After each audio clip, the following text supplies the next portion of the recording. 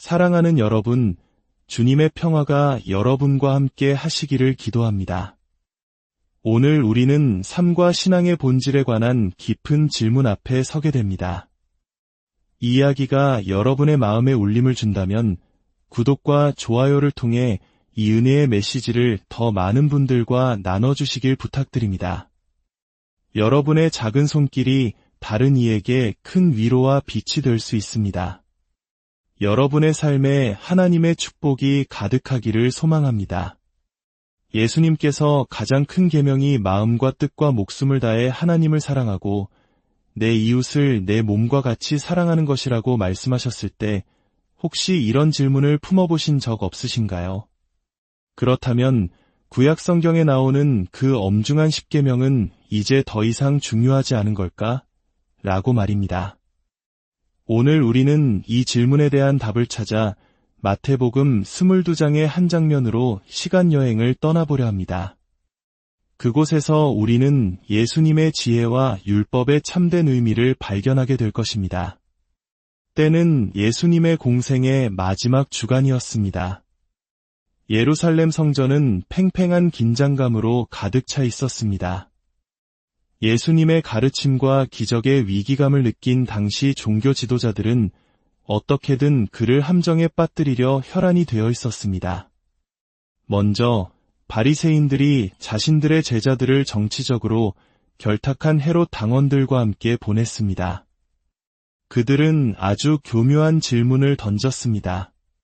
선생님, 우리가 당신이 진실하시고 사람을 외모로 보지 않으시는 분임을 압니다. 가이사에게 세금을 바치는 것이 옳습니까? 옳지 않습니까? 이것은 진퇴양난의 덫이었습니다. 만약 세금을 내라고 하면 민족의 반역자로 몰릴 것이고 내지 말라고 하면 로마 제국에 대한 반역으로 고발당할 위기였습니다. 그러나 예수님은 그들의 악한 의도를 꿰뚫어 보시고 말씀하셨습니다. 외식하는 자들아, 어찌하여 나를 시험하느냐? 세금 낼 돈을 내게 보이라. 그들이 데나리온 동전 하나를 가져오자 예수님께서 물으셨습니다. 이 형상과 글이 누구의 것이냐? 그들이 가이사의 것입니다. 라고 답하자 예수님께서는 그 유명한 말씀을 하십니다. 그런즉 가이사의 것은 가이사에게, 하나님의 것은 하나님께 바치라. 이 지혜로운 답변에 그들은 놀라며 잠잠히 물러갈 수밖에 없었습니다. 그들이 물러가자 이번에는 사두개인들이 나섰습니다.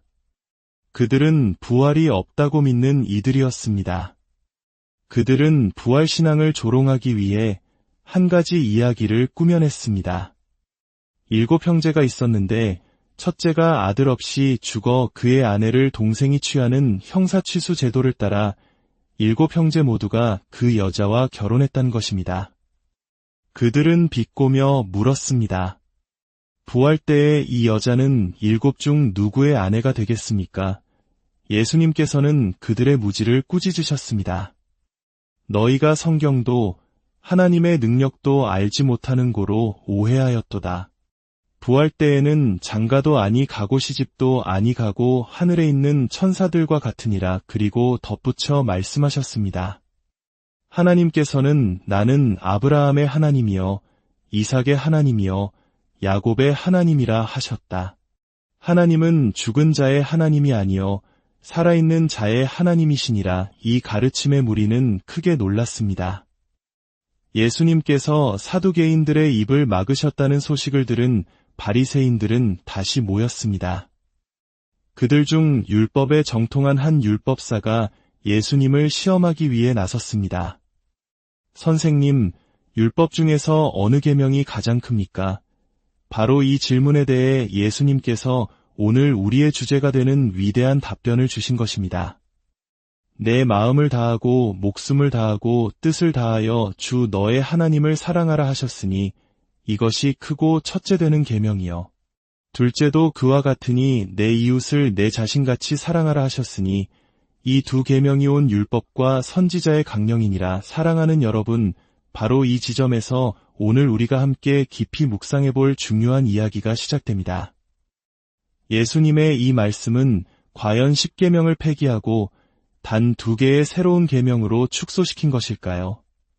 오늘날 현대 복음주의 교회 안팎을 살펴보면 하나님의 율법에 대한 오해가 만연해 있음을 발견하게 됩니다. 죄의 심각성에 대한 무감각, 사람들의 필요에만 호소하는 피상적인 설교, 신자라고 고백하는 이들의 삶에 나타나는 무질서와 방종, 공적 예배와 사적인 삶에서 사라져가는 하나님에 대한 경외심, 주일에 대한 세속적인 문화의 전적인 투항. 이 모든 현상들의 뿌리에는 하나님의 율법을 그리스도인의 삶에서 어떻게 적용해야 하는지에 대한 깊은 오해가 자리 잡고 있습니다. 마치 법이나 규칙은 우리를 억압하는 것이고 사랑은 모든 것을 자유롭게 하는 것이라는 이분법적인 생각에 빠지기 쉽습니다. 우리는 종종 마음이 시키는 대로 하면 돼, 사랑의 원리만 지키면 되지 굳이 율법 조항을 따질 필요가 있나? 라고 생각합니다. 어쩌면 이는 정과 감성을 중시하는 우리 한국인의 정서와도 맞닿아 있는 부분일지도 모릅니다. 그러나 성경이 말하는 진리는 다릅니다. 하나님의 율법, 특히 십계명은 우리를 구원하기 위한 조건으로 주어진 것이 아닙니다. 이 점을 반드시 기억해야 합니다. 하나님께서는 이스라엘 백성이 십계명을 잘 지켰기 때문에 그들을 이집트의 노예 생활에서 해방시켜 주신 것이 아닙니다. 순서가 정반대입니다. 하나님께서는 먼저 아무 조건 없는 은혜로 그들을 구원하셨고 구원받은 백성이 어떻게 자유를 누리며 거룩하게 살아가야 하는지에 대한 사랑의 지침으로 십계명을 주셨습니다. 이는 마치 부모가 사랑하는 자녀에게 이건 위험하니 하지 마라, 이렇게 해야 내가 안전하고 행복하단다 라고 알려주는 사랑의 울타리와 같습니다. 하나님의 도덕법은 구원받은 그리스도인의 삶에 영원히 유효한 지침입니다. 왜냐하면 그 율법은 하나님께서 무엇을 기뻐하시는지 우리에게 알려주며 성령님은 우리가 그 기뻐하시는 바를 행할 수 있도록 힘을 주시기 때문입니다. 어떤 이들은 로마서 6장 14절에 너희가 법 아래에 있지 아니하고 은혜 아래에 있음이라는 구절을 인용하며 율법의 무용성을 주장하기도 합니다. 그러나 이것은 문맥을 완전히 오해한 것입니다. 사도 바울이 여기서 말하는 법 아래에 있다는 것은 율법을 지킴으로써 유롭게 되려는 율법주의적인 상태를 의미합니다. 그리스도인은 더 이상 율법의 행위로 구원받으려 애쓰지 않습니다. 오직 예수 그리스도의 십자가 은혜로 구원을 받았습니다. 이것이 칭의입니다. 하지만 구원받은 이후의 삶, 즉 성화의 여정에서는 하나님의 율법이 우리의 길을 비추는 거룩한 등불이요 삶의 기준이 되는 것입니다. 또 어떤 이들은 예수님께서 새 계명을 너희에게 주노니 서로 사랑하라고 말씀하셨으니 옛 계명은 폐지된 것이 아니냐고 묻습니다. 아닙니다. 여기서의 새로움은 계명의 내용이 아니라 사랑의 기준과 동력에 있습니다. 이제 우리는 예수님께서 우리를 사랑하신 것 같이 사랑해야 하는 새로운 기준을 갖게 되었습니다. 십자가에서 보여주신 그 자기 희생적인 사랑을 본받아 사랑해야 합니다. 그리고 그 사랑을 실천할 수 있는 힘을 성령님을 통해 공급받게 되었습니다. 그렇다면 이웃을 사랑한다는 것은 구체적으로 무엇을 의미할까요? 그 사랑이 어떤 모습으로 나타나야 할까요? 바로 여기에 십계명의 역할이 있습니다. 하나님의 율법은 우리가 실천해야 할 사랑의 구체적인 내용과 지침을 제공해 줍니다. 율법을 떠난 사랑은 금세 감정적이고 주관적인 것으로 변질되어 길을 잃기 쉽습니다. 예수님께서 이 두 계명이 온 율법과 선지자의 강령이라고 하신 말씀의 의미를 다시 생각해 보십시오. 이것은 10가지를 2가지로 줄였다는 의미가 아닙니다. 오히려 그 2가지 큰 사랑의 원리가 십계명 전체를 관통하고 요약한다는 의미입니다. 십계명의 첫 번째 부분, 즉 1계명부터 4계명까지는 하나님 사랑에 대한 구체적인 지침입니다.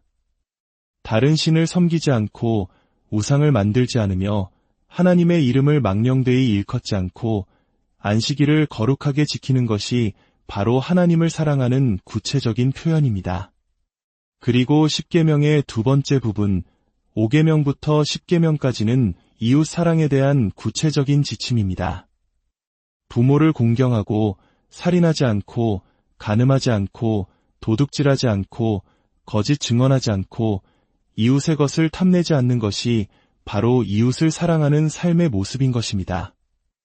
따라서 율법은 우리를 정죄하고 올가매는 쇠사슬이 아니라 복음 안에서 자유를 얻은 우리가 그 자유를 어떻게 하나님의 영광을 위해 사용해야 하는지를 알려주는 철로와 같습니다. 우리의 삶이라는 기차는 성령님의 능력이라는 연료를 공급받아 율법이라는 철로 위를 달릴 때 가장 안전하고 힘차게 목적지를 향해 나아갈 수 있습니다. 오늘날 우리는 어떻습니까? 혹시 우리도 모르게 바리새인들처럼 겉으로 보이는 종교적인 행위와 규칙 준수에는 능숙하지만 그 중심에 있는 하나님을 향한 뜨거운 사랑과 이웃을 향한 진실한 마음을 잃어버리지는 않았습니까? 특히 자녀를 양육하는 부모님들께 간절히 권면합니다. 우리는 자녀를 외적인 규율에 순종하는 작은 바리새인으로 만들 수는 있습니다. 그러나 그들의 마음을 변화시키고 거듭나게 하시는 분은 오직 성령 하나님 한 분뿐입니다. 우리의 자녀들이 단순히 교회의 기준에 순응하는 것을 넘어 마음 깊은 곳에서부터 하나님을 사랑하고 그분의 말씀을 기쁨으로 따르는 참된 신자로 자라도록 기도해야 합니다.